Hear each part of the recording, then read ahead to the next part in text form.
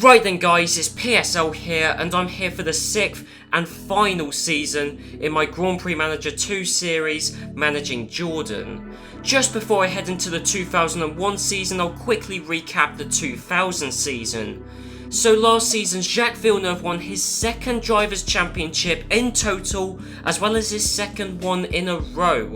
He beat his teammate David Coulthard by 32 points, and third in the Drivers' Championship was Marc Genet, the replacement for the injured Mika Hakkinen, and Genet was the best of the rest, the best of the non-McLaren drivers, despite only competing in 8 races, only half of the entire season, yet he still finished third in the championship.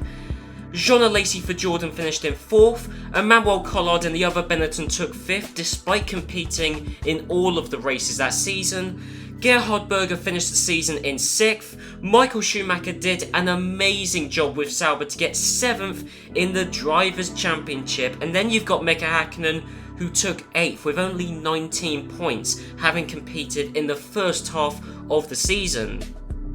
Meanwhile, in the Constructors' Championship, McLaren won again, albeit with far fewer points than they scored in their uber-dominant 1999 season. Benetton were the next best team, having improved their form massively in the second half of the season to overtake Jordan, who finished the season in 3rd. Sauber had an amazing season with Michael Schumacher and Damon Hill behind the wheels of their 2 cars to take 4th in the Constructors' Championship, and Sauber even beat Ferrari. Simtek and Williams both scored 4 points each, and even 40 scored a single point last season. Minardi and Pacific were the only teams to have a pointless season. In between the 2000 and 2001 season, these changes were made. Ida was dropped from the calendar for Magny-Cours, meaning the French Grand Prix is back from its year-long absence last season when it was replaced by the Australian Grand Prix. In other news, the Advanced Steering Driver 8 has been legalised this season, and finally the great news for us, in part at least, is that Mercedes have improved their engine again. So this season looks like it will be McLaren dominance, just as we saw in 1999. That's unless Jordan can beat McLaren. But we haven't been able to do that since back in 1998 when we had Renault engines. The only other engine supplier to improve their engine heading into this season is Ford, but amazingly, the one model of engine they improved is the one that isn't used by any of the teams, which begs the question as to why they spent time and resources improving it when nobody's using it. Anyway, let's have a look at the teams taking part this season and who's where. So firstly, at Jordan, it's the same sort of team behind the scenes, but with different drivers in our cars.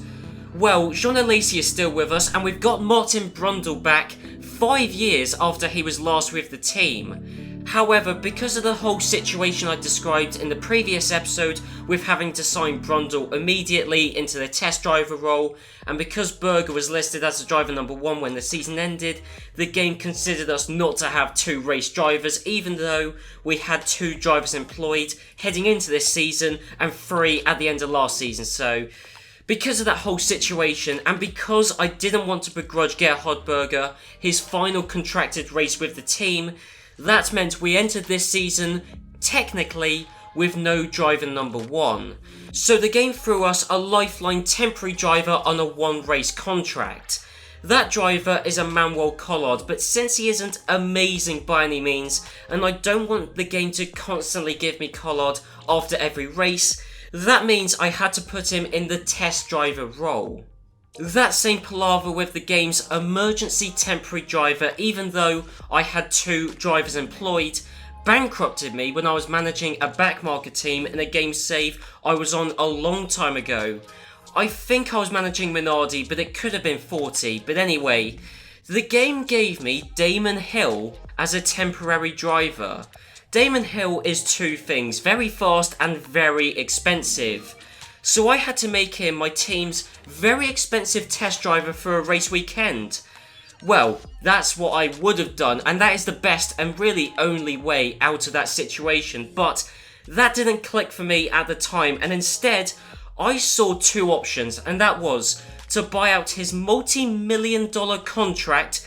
In other words, pay millions of dollars we didn't have not to use one of the best drivers in the field. The only other option I saw was to use him, but then of course his one race contract would elapse, so then the game would give us Damon Hill again and again and again, and very soon we were bankrupt paying for a driver I never wanted and never even needed. Long and short of it, Damon Hill single-handedly bankrupted the team. But anyway, back to this career mode with Collard in the only financially sensible place he could be, and that is in the test driver role. Anyway, it's on to the next team, Williams, interestingly, and they too have a driver on a one-race contract. I don't know if they are an emergency granted temporary driver like we have, but the driver I'm talking about is Kelvin Burt. I should point out he's replaced Ralf Schumacher, who himself was originally on a one-race contract but ended up staying with Williams for the entirety of last season. Other than that, the team is exactly the same. Ferrari are fielding exactly the same team as they did in 2000. So, it's on to McLaren, and David Coulthard is out, and the new driver number 2 is Mark Goossens. Goossens has had some impressive performances recently, but a race driver at McLaren is far higher than I expected him to ever get, and he's still largely an unknown quantity. Even Ron Dennis isn't too sure about him, but he's taken the gamble, but with a get-out option, as Mark Goossens only has a one-race contract with the team. That's the only change at the Woking-based team. Benetton are the only team to change one of their backroom staff, as they got rid of Neil Oatley for John Bernard. It's not really much of a change, as both guys were originally 4-star rated, but by now it's difficult to say what they're both rated because I can't check, but I would imagine that they are still similarly rated. They have also made a driver change, because with Emmanuel Collard now annoyingly at Jordan, David Coulthard is at Benetton, meaning he has been reunited with his former teammate Mika Hakkinen. One thing I noticed with regards to DC's driver ratings is that his driver skill ratings are nearly all at the maximum, meaning David Coulthard is one of the highest rated and thus best drivers in the entire paddock. Sauber have exactly the same team, but then again, they did so well last season that why would they change anything? Minardi have scrapped both of their drivers after their disappointing and pointless season. So Fisichella and Fontana are both out, and Johnny Herbert and Ralf Schumacher are in. That's one driver who did amazingly well last season, and another who was rather disappointing. Let's not forget that Johnny Herbert scored 4 points for Simtek last season, but Simtek have a better engine than Minardi do, and I think due to that reason alone, Simtek's car is probably quicker than Minardi's. 40 have replaced Kelvin Burt with Eddie Irvine, so Irvine just seems to be regressing down the field. He did as well as he realistically could have at Minardi last year, so I'm sure he'll do the same at 40. In the Simtek camp, Johnny Herbert has been replaced by Gilles de Ferran, a driver who, on the face of it, is just a rubbish rookie Brazilian, but we'll see how he does as the season progresses. The final team is Pacific, and they've axed both of their drivers, Bertrand Gachot and Mark Goossens, and to replace them, they've brought in Andre Ribeiro, a slightly higher rated Brazilian rookie than Gilles de Ferran, and the other driver they've brought in is Luca Badoa. At this point, ourselves at Jordan, we have all of the possible driver aids, including the newly legalised advanced steering, at the maximum level. So that frees up our other departments to do other things, not that we'll really notice any difference. McLaren also have a level 10 advanced steering driver aid, rather annoyingly, so we don't hold an advantage in that regard. But McLaren still have no better parts than us. Yet again, we have no disadvantages, on paper at least, over McLaren, so if we're still behind this season, then I'll be baffled. Now it's on to the standard pre-season testing at Adelaide this time. Yes, even though we've always tested at Silverstone, and Silverstone is the cheapest place for us to test due to how it is on the team's doorstep, we're going to Adelaide instead. Literally, the only reason for that is because I said earlier on in this series that I would run on every track in this game at some point, which won't quite happen, but I'm knocking off another circuit here by going all the way over to Australia just to do some testing. So at Adelaide, it was established pretty early on that Jean Alesi and our unwanted test driver of Emmanuel Collard are pretty much equal in terms of pace because they set near as damn it identical best times in testing, and they were 1 minute 11 flat. Meanwhile, Martin Brundle, on his return to Formula 1 after several years off and at the ripe old age of 42, was hitting 1 minute 12s at best. Despite his lack of pre-season testing, his qualifying pace for the first round of the season at Jerez was electrifying as Martin Brundle took pole position. He did it by 0.2 of a second over David Coulthard for Benetton in second. And let's not forget, we don't even have a Jerez setup, which makes this result even more impressive. The reigning double world champion Jacques Villeneuve qualified third in his McLaren, with Mika Häkkinen for Benetton in fourth, and Jordan's other driver of Jean Alesi qualified in fifth, and 4/10 off of the pace set by his teammate. Mark Goossens rounded off the top six in his McLaren, with both Saubers, then both Ferraris, then both Williams, then both Simtex falling into place. As a quick note, Gilles de Ferran at Simtech beat his more experienced teammate of Hideki Noda in qualifying by just less than an entire second. I always knew Noda was bad, but even against another poorly rated driver, Noda still looks and is terrible. At the start of the race, Michael Schumacher, of all drivers, stalled on the starting grid and thus retired from the race instantly. That's his 7th place gone, and almost straight after that happened, Jean Alesi overtook Mika Häkkinen for 4th place.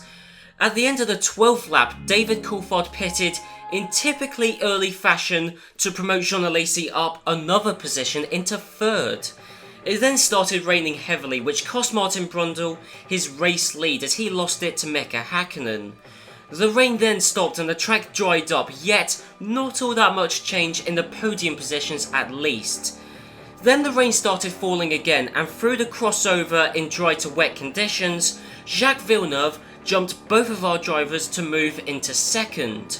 At almost exactly the same time that David Coulthard overtook Jean Alesi for 4th, the McLaren driver of Mark Goossens retired from the race. That allowed another team other than last season's top 3 to get into the points positions. The lucky driver in question was Damon Hill for Sauber, who ended the race in that final points place. The first European Grand Prix of the season ended with a race win for Mika Häkkinen and Benetton, with the reigning drivers' champion of Jacques Villeneuve in 2nd, and Martin Brundle for Jordan took 3rd after a several-year hiatus from the sport. David Coulthard finished the race in 4th, with Jean Alesi in 5th, and as previously mentioned, Damon Hill scored a single point by finishing in 6th. Just for those who are wondering about why Goossens retired and whether he's deserving of a McLaren race seat, well, he retired from the race due to him spinning off circuit, which says more than I ever could. In between the first and second race of the season, I signed Take Inoue as a test driver because he's a no-cost backup, and it would be hilarious to see him race if one of our drivers were injured, so I'm happy to have him with us again. I won't be covering or even playing the next season, so the other driver signings are meaningless, but I have negotiated for Jacques Villeneuve to join us next season. The reasoning behind this is that I hope I can distract his attention this season and remove his loyalty to McLaren. The same destabilising effect seemed to destroy Williams this series after I poached 3/4 of their backroom team leaders. It may have just been a coincidence, which wouldn't really surprise me, but Williams have done so poorly this series, which is unusual for this game and the season of which it's based off. And yes, you can blame it on them moving from using Renault engines to Ford engines, but even in 1996, when they still had Renault engines, they didn't win a championship. Anyway, if there is even the slightest chance that Villeneuve's pace this season could drop off just by me signing him, then I'll take it.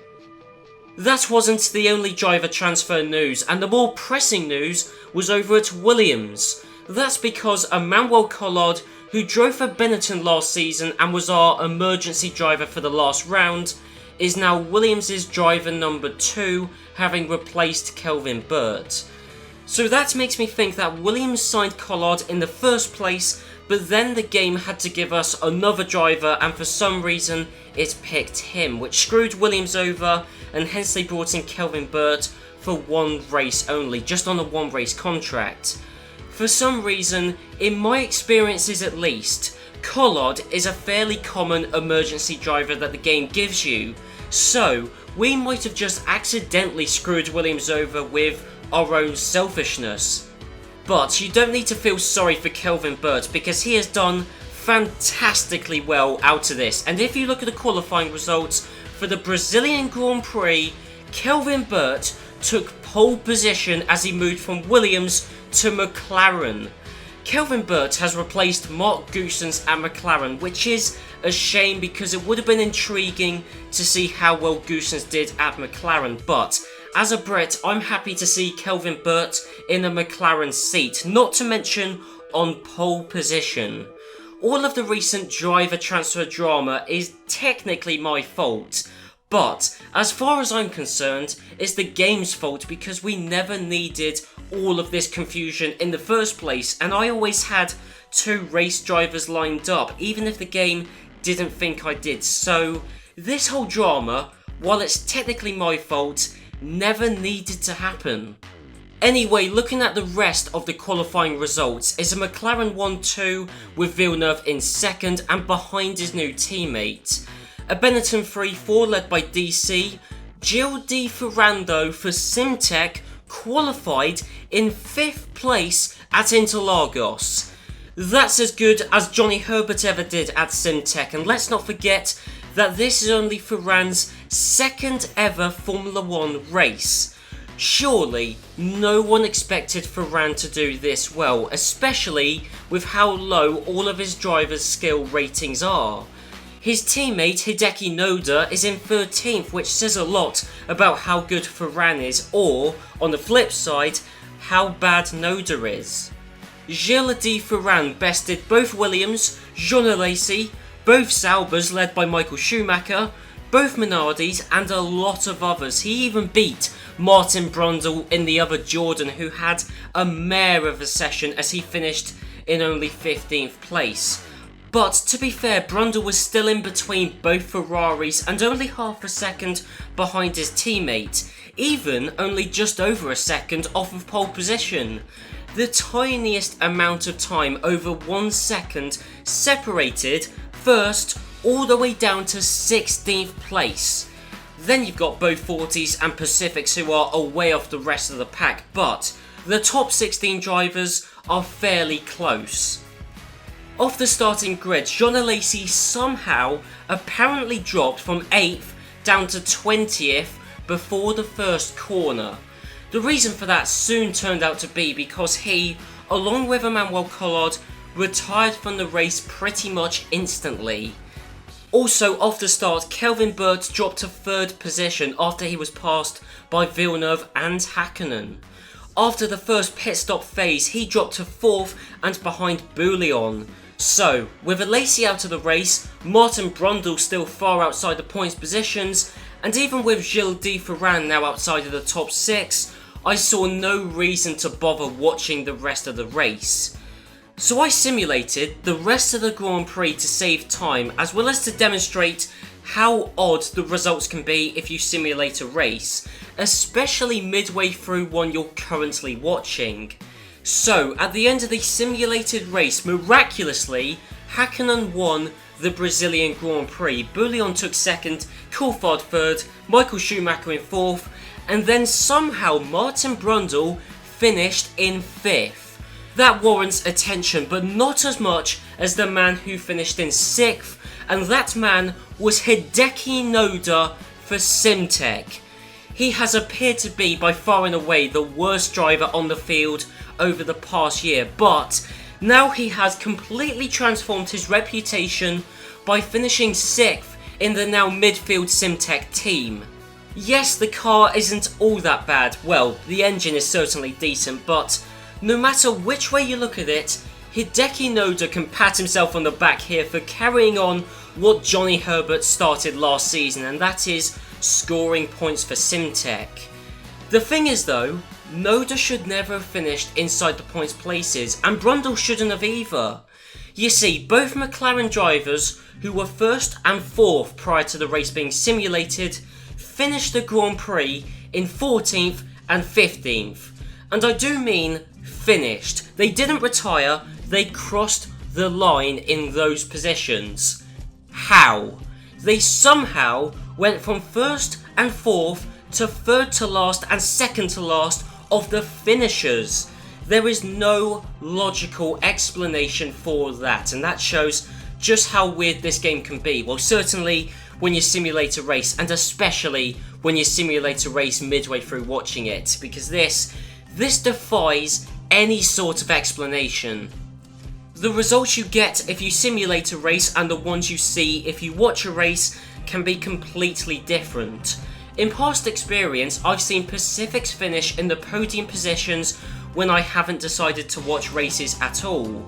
It's one of those quirks of the game, or certainly quirks of this mod, that if you want more normal race results, you have to watch the races. Just before we head to Buenos Aires, the team has manufactured a brand new gearbox.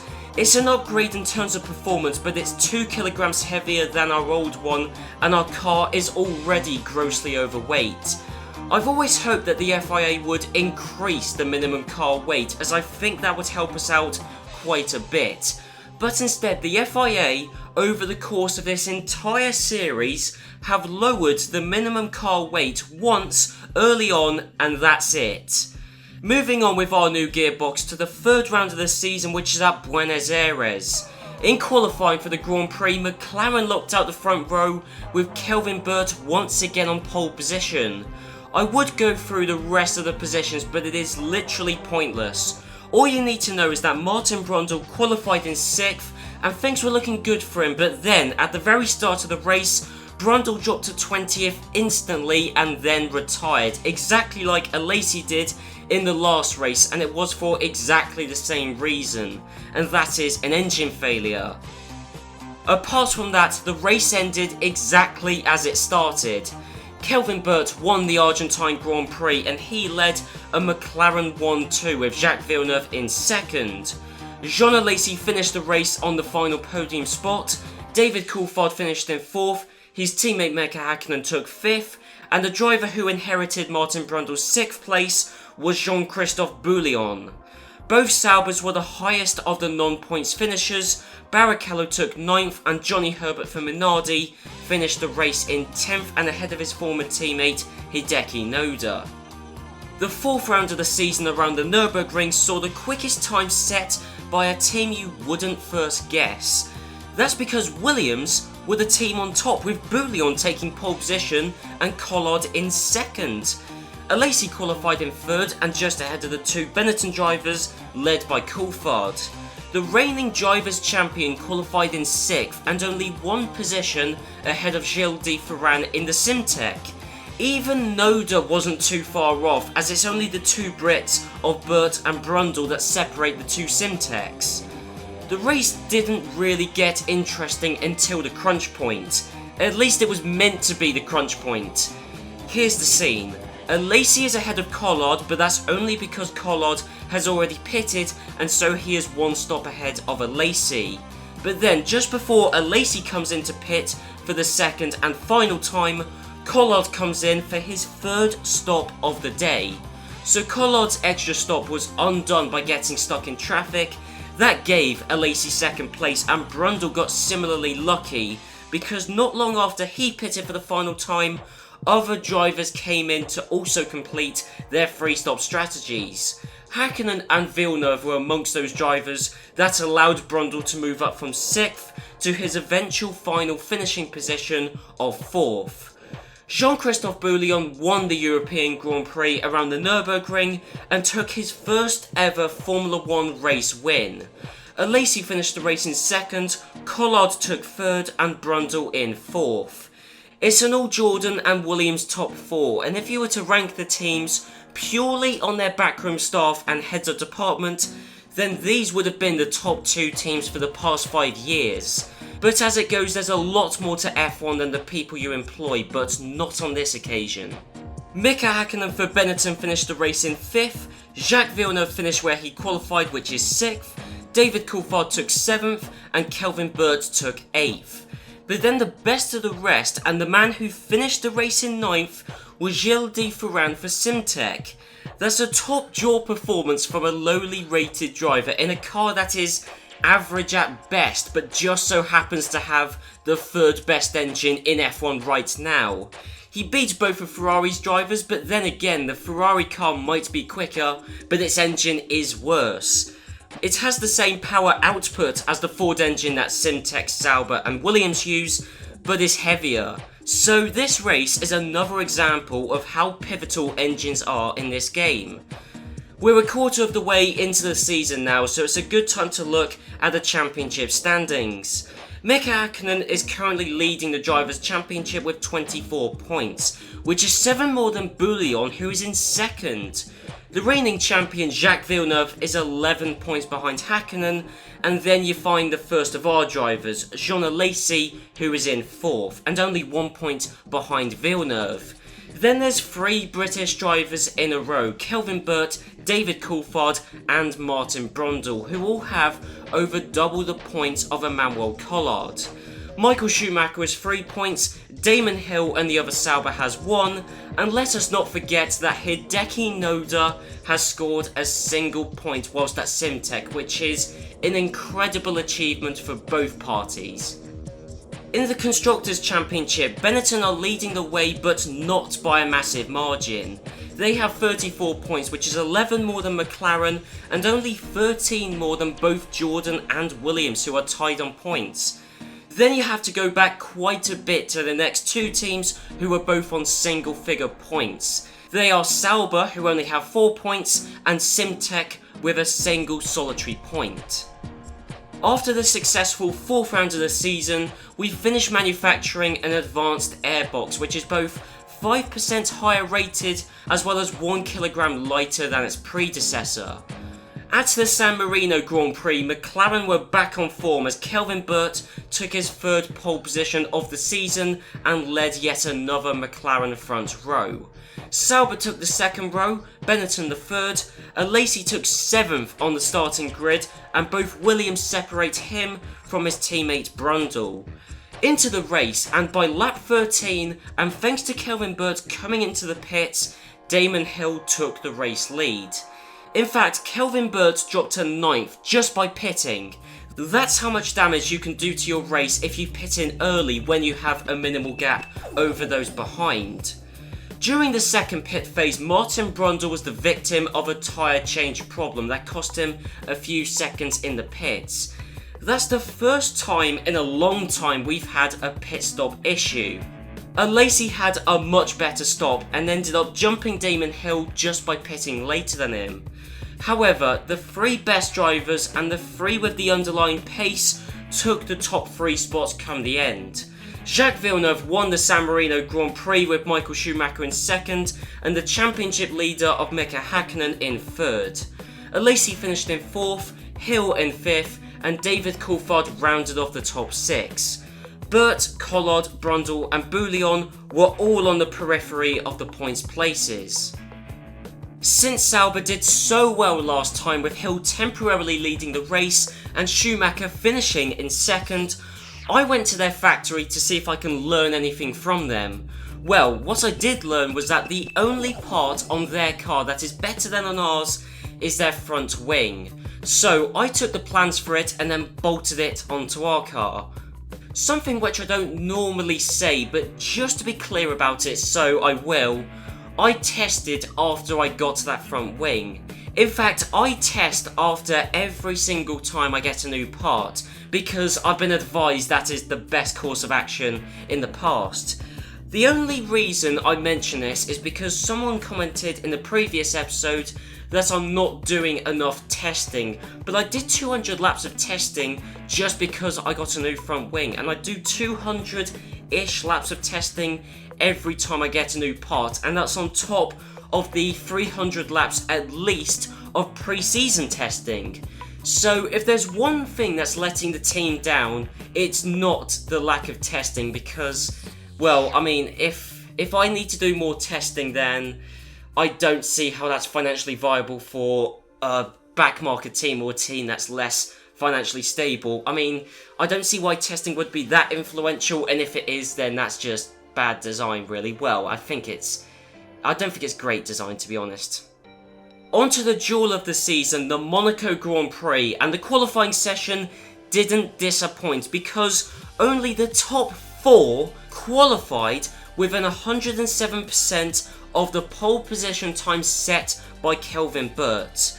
McLaren locked out the front row with 1 minute 3 second lap times. Minardi amazingly took the second row of the starting grid at Monaco with times of 1 minute 7s.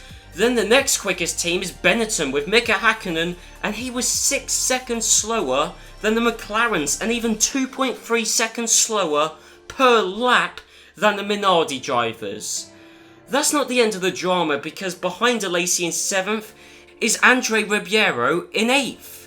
Pacific have lacked pace ever since they re-entered the sport, and given how down on power their engines are, that's not a surprise. But Ribeiro, at his first ever Monaco Formula 1 Grand Prix, has done the unthinkable. It's not just him though, because his teammate at Pacific, Luca Badoa, did similarly well to qualify in 12th and in between the 2 Ferrari drivers. To be fair, that sounds more impressive than it is, because Ferrari have just gotten slower with every season that passes. It's hard to believe that this Ferrari team is still very similar to the one that took Michael Schumacher to his 3rd Drivers' Championship and the first driver that we saw crowned in this series, but that all seems like a distant memory now. At the start of the race, Johnny Herbert, the Minardi driver, and Kelvin Burt, the McLaren driver, had a half a lap side-by-side battle for the race lead. Disappointingly, but also inevitably, Burt won out on that in the end. Further back, both Rubens Barrichello and Mika Hakkinen retired from the race instantly. I don't recall instant retirements being this prolific, but for whatever reason, they are in this season, and this is the 3rd race in which this sort of instant retirement for a driver has happened. In lap 20 of the Grand Prix, Ralf Schumacher took 2nd after Herbert and Villeneuve both came into the pits. In the wet to dry pit stop mayhem, in which almost everyone came into the pits on the exact same lap, Villeneuve moved up to 2nd place. That's why you pump money into your pit crew, because after 44 laps of racing, Villeneuve never overtook Herbert, but a good pit stop later and it ends up becoming a McLaren 1-2 and thus a Minardi 3-4 in Monaco, which is still amazing for Minardi. 3-4 in Monaco, that defies belief. However, unfortunately for Villeneuve, he spent so much time behind Minardi that once he got into 2nd place, he was 3 laps behind his own teammate. Kelvin Burt had this race sewn up until he retired from the race lead with 20 laps left to go. So that meant we were on for a double Minardi podium, but then Ralf Schumacher retired from 3rd place. However, it was still a 2nd place finish for Minardi around Monaco of all places. Johnny Herbert's done it again. He scored Simtek's first ever F1 points last season, and now he's got Minardi's first ever podium finish. This is especially impressive considering Minardi were one of only 2 teams not to score points last season. Ultimately though, they only got second place in this Grand Prix because of their epic qualifying performance. I have no idea how they did what they did in qualifying. Minardi was so uncharacteristically fast, and McLaren knocked every other team outside of the 107% zone. On the face of it, I would say those 2 teams cheated, but as far as I know, none of the other teams ever break the rules on this game, and I say that because I've never seen it happen. Well, I've never proved seen it happen, and every single time I've ever tried to break the rules in the game, the FIA are on to me instantly. So if Minardi have cheated successfully, then I want to know how, because I can't do it, but they must have done. There's no way Minardi qualified with those lap times while staying entirely inside the rules. There is nothing in the team that would indicate that they can possibly do it, but they did it, so who knows.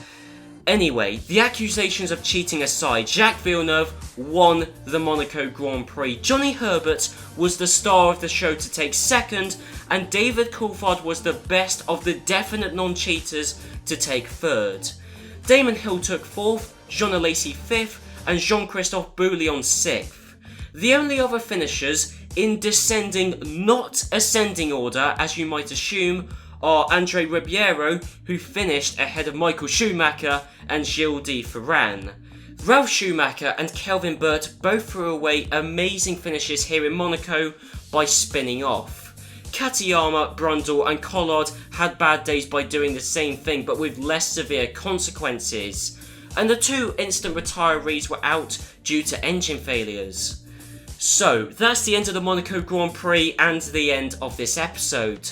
I hope you enjoyed the video and this season to date. So far it hasn't all been about Jacques Villeneuve, unlike the past 2 seasons. Okay, sure, he's won the past 2 races, but Hakkinen, Burt and even Bouillon have all won at least 1 race so far this season. So, what do you guys reckon will happen in the remainder of the 2001 season? Well, to see if you guys are correct, then you'll have to join me in the next and final episode in my Jordan Manager series on Grand Prix Manager 2. So, I'll see you guys then.